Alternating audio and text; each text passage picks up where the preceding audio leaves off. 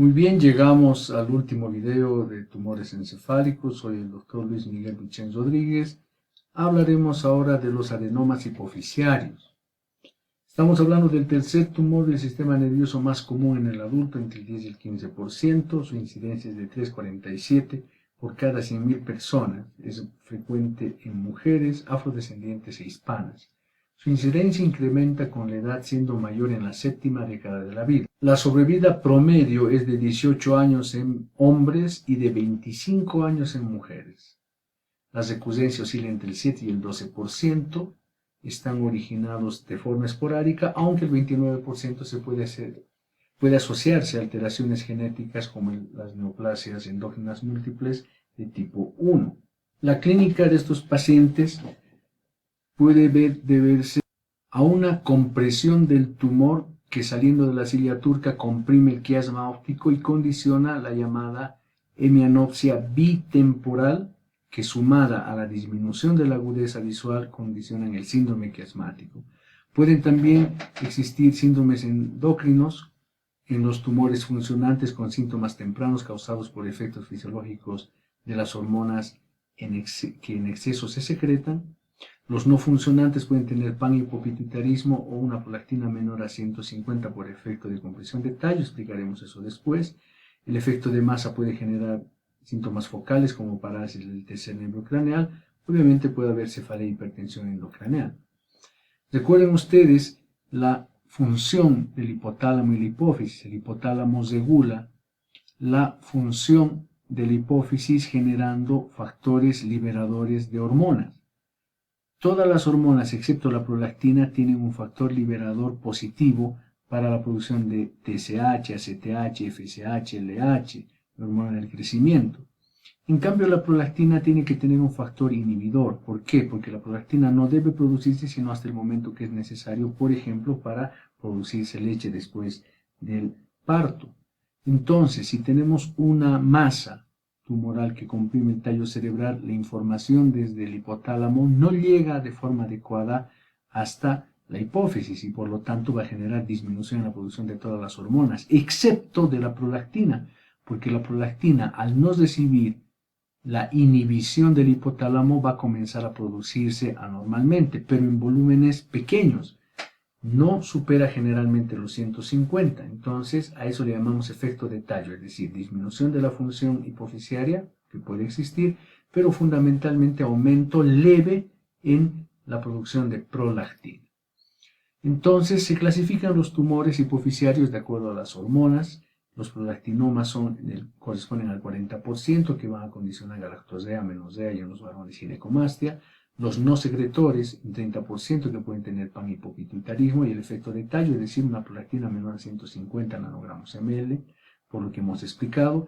Los productores de hormona del crecimiento, un 15%, que pueden generar, si son pacientes pediátricos, a lo largo de su vida gigantismo, o si son adultos, acromegalia, como en los ejemplos. Los productores de ACTH, en 10%, pueden producir la enfermedad de Cushing con la facies endonaliena, las estrías características. Los productores de FSH-LH, en 2 a 3%, generan infertilidad, y los productores de TSH, 2 a 3%, producen hipertiroidismo. Esta es una tabla de un estudio que hicimos en 2006. Encontramos que los síntomas más frecuentes fueron hemianopsia bitemporal y disminución de la agudeza visual, constituyendo al síndrome quiasmático, luego cefalea y luego galactosea, amenosea y finalmente acromegalia, y el resto son menos frecuentes.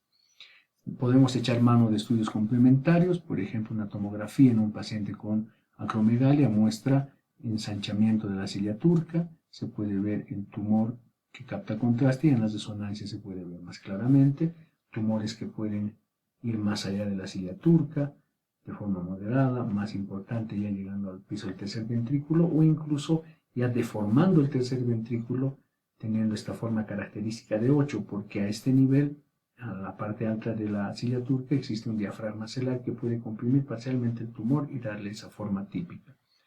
El tamaño de los tumores puede variar en microadenomas y macroadenomas. Los microadenomas son los que tienen menos de 10 milímetros, el 50% tienen menos de 5. Los macroadenomas son los que tienen más de 10, un ejemplo de un microadenoma, y este de un macroadenoma cuyas fotografías son de hace muchos años, no son de buena calidad, pero muestran cómo el tumor sale incluso a través de las fosas nasales. El tratamiento médico fundamentalmente se utiliza para reposición hormonal. Cuando tienen hipotiroidismo se da levotiroxina, insuficiencia renal se da hidrocortisona, y en los prolactinomas. Cuando hemos definido que es un prolactinoma, vamos a darle antagonistas de la dopamina como triptina, pergolida o capergolina, análogos de la somatostatina como el octeótido, o antagonistas de la serotonina como la ciclosporina. En estos casos, que son tumores productores de prolactina, que tienen más de 1500 nanogramos ml, sí vamos a utilizar estos medicamentos y van a lograr la reducción y desaparición del tumor. Si son productores de ACTH, transitoriamente utilizamos medicamentos como el ketoconazol hasta que se haga la cirugía. El tratamiento definitivo es el quirúrgico. ¿Cuándo hacemos cirugía? En prolactinomas. Cuando la prolactina es menor a 500, cuando la prolactina es mayor a 500, si el tratamiento médico no ha controlado el caso en 4 a 6 meses, en enfermedad de Cushing, si el paciente tiene acromegalia o gigantismo, tumores no funcionantes, déficit neurológico agudo o apoplejía hipoficiaria, por ejemplo, pacientes que han tenido un sangrado porque el tumor ha crecido tan rápido que no ha logrado suplir su propia irrigación y ha generado necrosis o sangrado.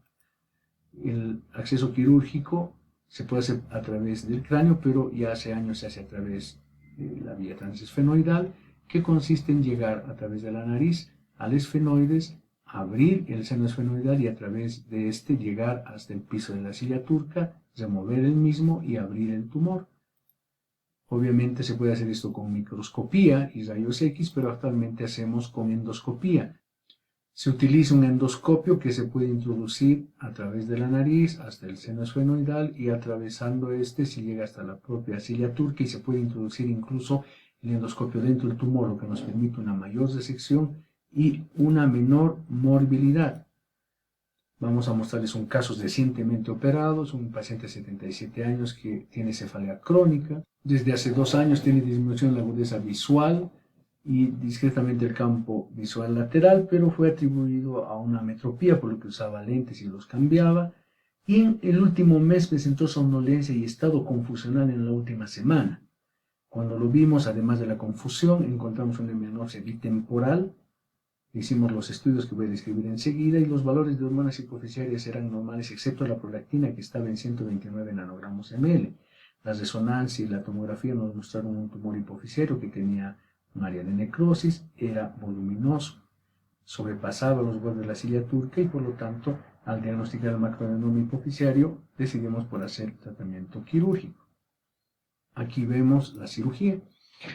Lo que se hace es atravesar la fosa nasal con la cámara y observar que todo esté en orden. Se infiltra la mucosa nasal porque vamos a hacer un flap, un colgajo. Ese colgajo va a permitir evitar uno de los riesgos que tiene esta cirugía, que es la fístula del líquido cefalorraquídeo.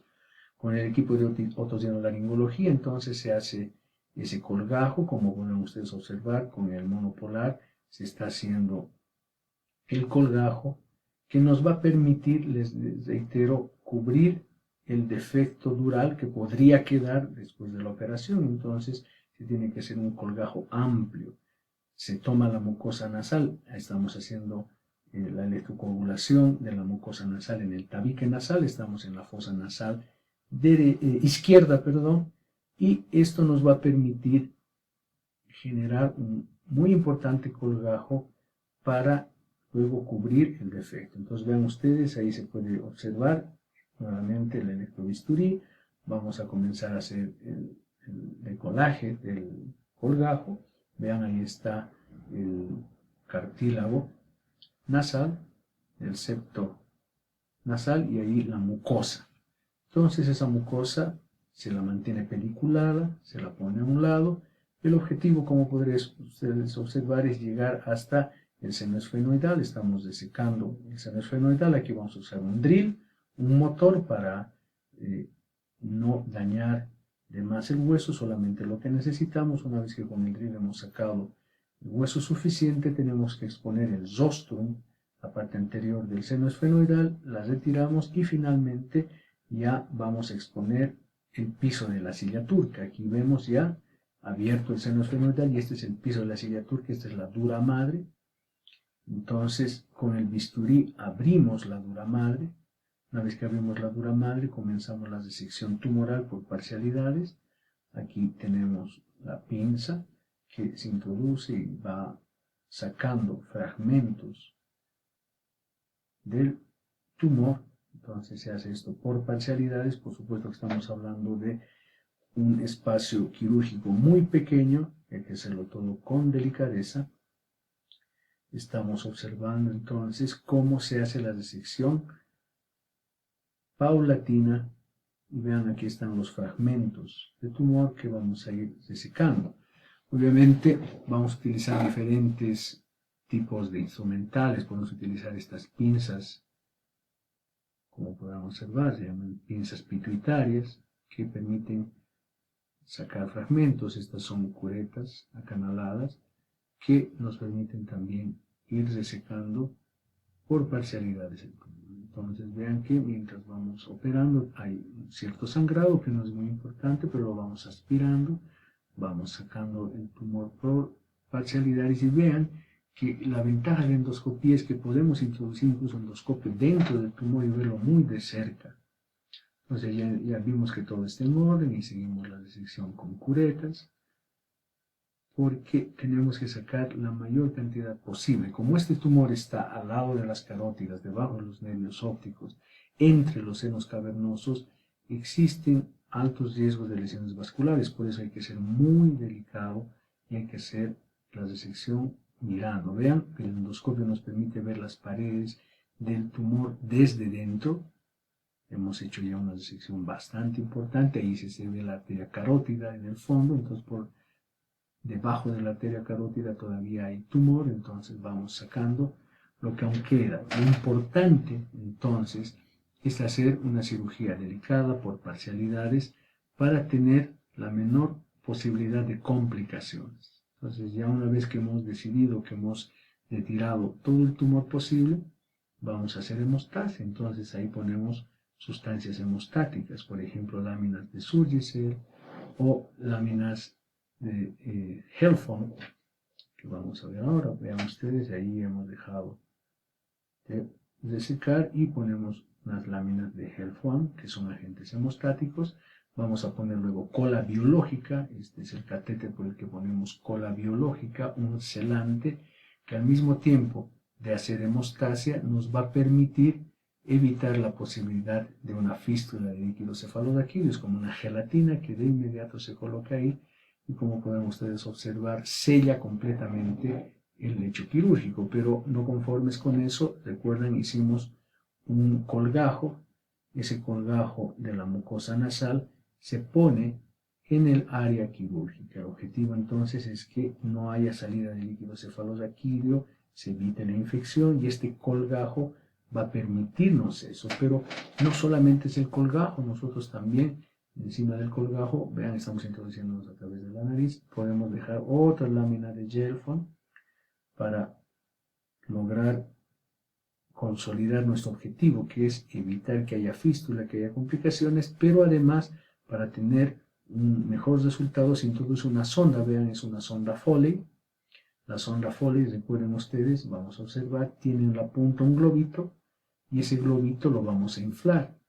Se infla el globo de tal manera que genere presión sobre el colgajo y el colgajo a su vez sobre el área quirúrgica, y finalmente nosotros tenemos certeza de que el globo está en su lugar y ponemos finalmente unos tapones que el paciente va a utilizar por unos días. Les dejo con esta imagen del Illimani, recordándoles que hemos hablado de los tumores encefálicos desde la parte básica de epidemiología, factores de riesgo, cuáles son los diagnósticos y los síntomas clínicos, los estudios de diagnóstico complementarios, y hemos hablado de los 3 tumores más frecuentes, los meningiomas, los gliomas y los adenomas hipoficiarios, que en mi experiencia son los tumores más frecuentes en nuestro medio. Espero que haya sido de utilidad y nos vemos en otra oportunidad. Gracias.